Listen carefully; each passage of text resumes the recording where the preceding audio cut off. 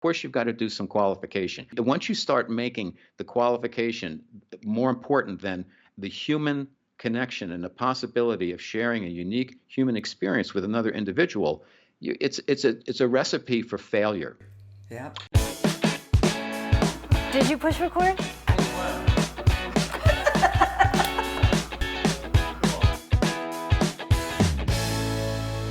Thanks for tuning back into Second Act TV. Robert Manni is with me for another segment talking about love and relationships, dating after 50. Robert, thanks for staying over. Thank you. Thank you. Thank you, Silke. Thanks, everybody.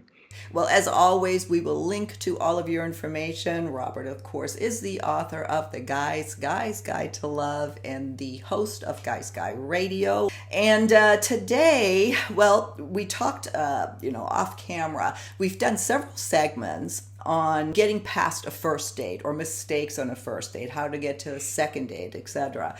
Big topics, because this is being searched for all over the place, especially now when we're, been in lockdown, people try to meet people. But you said something. You said that, there is something we do that where we just can sabotage a relationship, and I want to do a segment on that. So talk to me about that. Okay. Well, I kind of had a little bit of a mini epiphany, if you will. And I was thinking about this, that so many people, it doesn't matter if you're in your 20s, your 30s, your 40s, your 50s, everybody has, it seems like dating is even more challenging now, even with the openness that we have, where you have the hookup culture and you have the apps and everything and online dating. And it's almost as so much that people are still confused. And it's very difficult for a lot of people to date and make a connection at any age. And I think one of the reasons is, and it actually is more relevant to the, I don't want to say the older crowd, but the people, the ladies and the guys who are in their 50s and stuff, that they get set in their ways. And I think what we sometimes fail to realize is that every relationship with any individual, particularly when dating, is unique. It's a unique human experience. And that's a good thing. If you think back on the relationships you've had, they probably all worked out a little bit differently. They weren't just like marching forward in lockstep the exact same way, because everybody's different and it's a different exchange, different level of energy, different type of energy, different exchange of energy. And I think what happens over time is people go out on these first dates and they have a set idea of judgments of situations and how to compartmentalize and judge people based on what their answers are to various questions that they ask. And it almost becomes like the dating becomes too serious. The first date becomes too much of an interview. And beyond it being not fun, and I think dating should be fun and there should be some mystery there. And again, the fact that what you want to have is a unique human experience with anybody that you get into a relationship with. I think what happens is people they have their lists, of course, but they start asking a lot of questions. And while the person's answering those questions, like how many times have you been married or whatever? Oh, 3 times. Okay, click, click, click. Married a lot of times. Problem there. What was the problem? And then they get into like the whys. How come they didn't work out? And you spend all your time gleaning information about their past. Now, listen, you have to do some qualifying, but hopefully you've done a lot of that before you even met the person.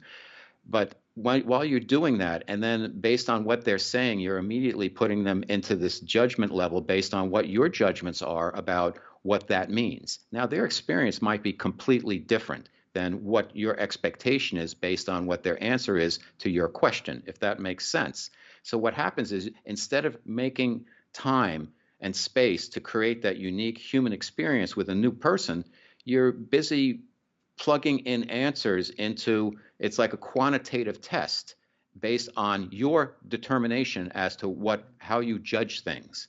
And what that does is it becomes very unfun, it becomes clinical, and you're going to basically weed out almost everybody based on their answers, unless they fill in the blanks exactly how you want them to fill them in, so they get their check mark to like, okay, this is a possibility. At that point, you might be, that's a boring situation. It's not fun. There's no romance in it. There's no mystery. Of course, you've got to do some qualification. But once you start making the qualification more important than the human connection and the possibility of sharing a unique human experience with another individual, it's a recipe for failure. Yeah. So I think what people need to do is go into the first dates having some qualification done, which they're must-haves. They have a laundry list of 20 things. It's not good. If they have three things that are must-haves, okay, I get it. But once you get past that, meet the other person, find out who they are, have an exchange. Maybe they're not going to turn out to be your romantic partner, but they're human beings. Have a little fun. And even if you see, okay, the chemistry's not there, there's no sparkles, enjoy the cup of iced coffee and go on your way. You met a new person. You've invested that time anyhow, and maybe shame on you that you didn't qualify enough beforehand. But if you're going to spend that first date just like asking questions, and then based on what they say, putting that into little boxes based on your judgments of what happened with your experience, not really their experience, because you don't know enough about them. They're just answering the question, and you don't have all the context. You're setting yourself up to be in a very narrow place where it's going to be hard for anybody to win you over. And so I just think people need to be a little bit more open, a little bit more breezy, a little bit more fun, and save a little bit of mystery. And do your, big time, your big three qualifiers, get them out of the way before you even meet the person. When you meet the person, have a little fun.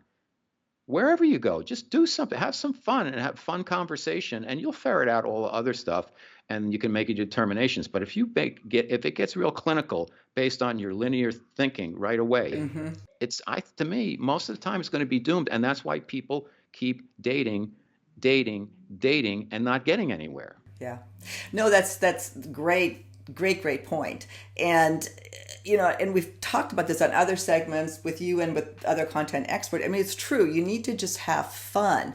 And if you are out there dating, if you're in that situation where it's just not fun and the same thing keeps happening over and over again, you need to do something different.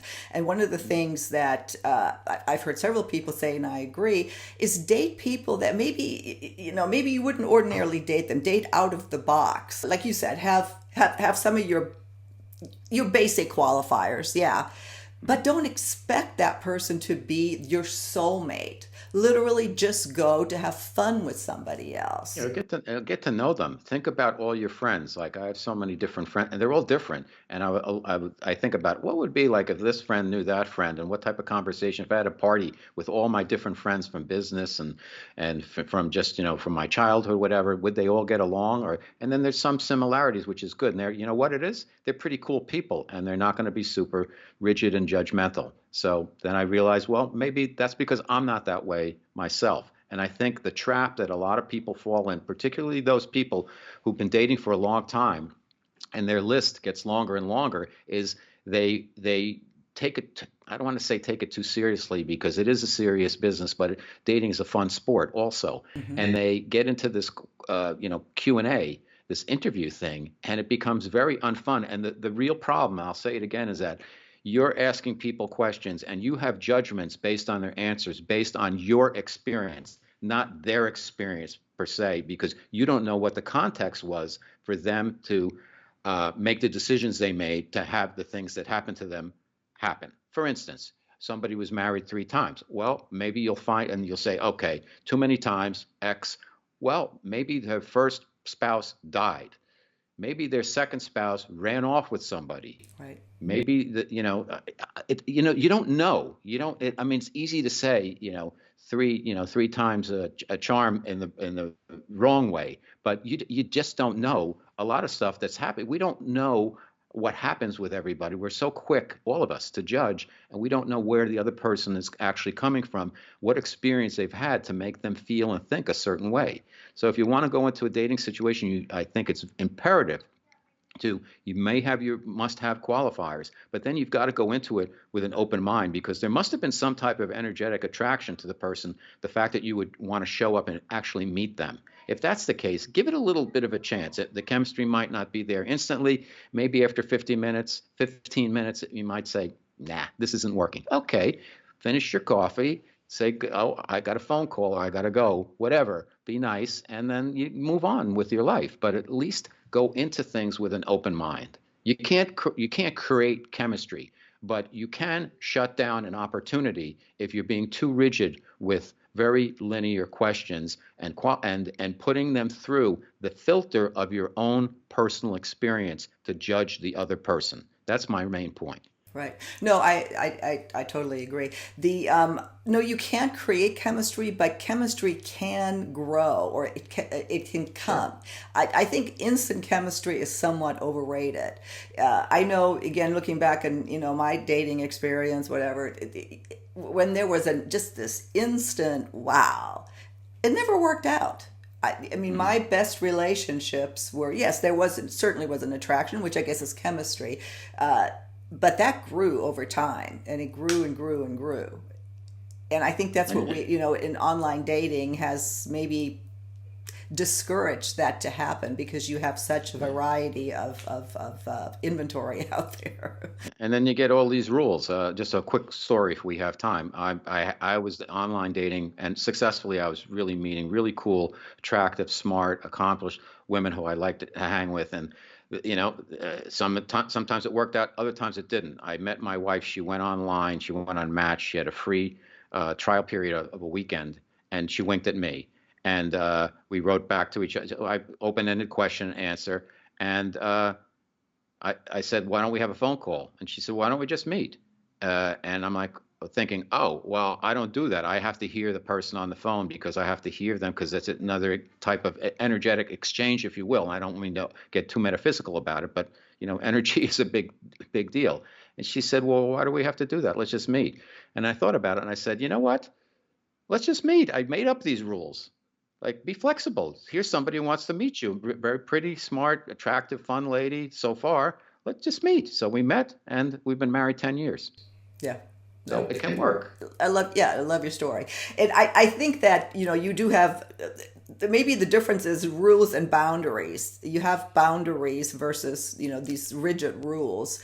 Yes. And yeah, they're yours, so you can break them if you want to. Although, we do advise sticking to your boundaries. For the most part, that works. But yeah, I mean, Except life when is. tequila gets. Then the boundaries get broader, right? Get pushed Yeah. out. Yeah. No, I think the So, bottom line is, again, it's just people are so, so frustrated out there. I mean, I get it. It very frustrating, can be very frustrating, but it's because we make it that way, or we react in frustration right. to Well, listen. stuff that we're experiencing.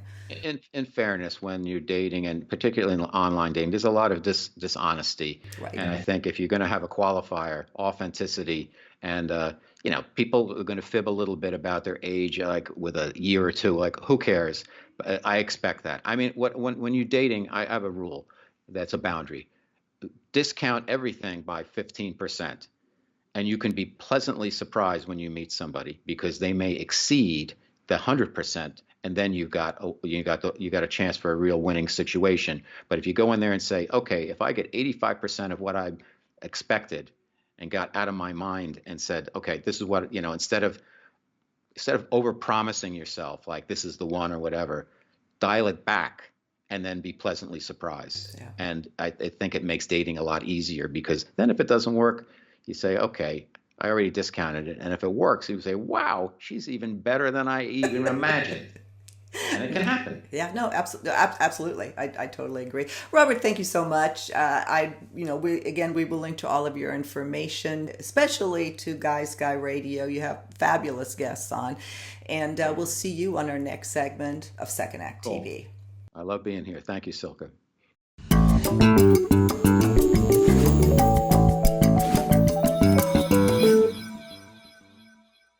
If you have an idea for a topic you'd like to have us cover, please visit our website, secondact.tv. On our homepage, we have a little red suggestion box in the upper right-hand corner. Just click on that, send us an email. We'd love to hear from you. See you next time.